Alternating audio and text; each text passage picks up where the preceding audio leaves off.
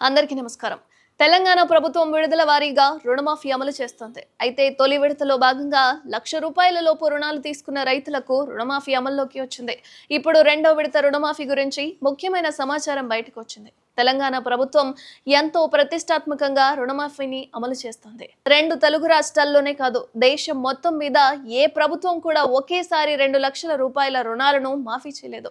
July 18న Telangana ప్రభుత్వం ఇంత గొప్ప కార్యక్రమాన్ని ప్రారంభించింది. విడతల వారీగా రుణమాఫీ అమలు చేస్తున్న తెలంగాణ ప్రభుత్వం తొలి విడతలో భాగంగా ₹1,00,000 లోపు రుణాలు తీసుకున్న రైతులకు రుణమాఫీ అమలు చేసింది. అర్హులైన 11,50,000 మంది రైతులకు ₹6,098 కోట్ల రైతుల ఖాతాల్లో ఉన్నాయి. దీంతో రాష్ట్ర రైతులు సంతోషం వ్యక్తం చేస్తున్నారు. ఈ నేపథ్యంలో తాజాగా రెండో విడత రుణమాఫీకి సంబంధించిన కీలక సమాచారం బయటకు వచ్చింది. అయితే ఈ నెల 31న రెండో దశ నిధులు విడుదల చేసేందుకు ప్రభుత్వం సిద్ధమైనట్లు సమాచారం. ఈ విడతలో 1,50,000 వరకు రుణాలు మాఫీ కాబోతున్నాయి. ఇందుకోసం ప్రభుత్వానికి ₹7,000 కోట్ల అవసరమవుతాయని అంచనా జరిగింది.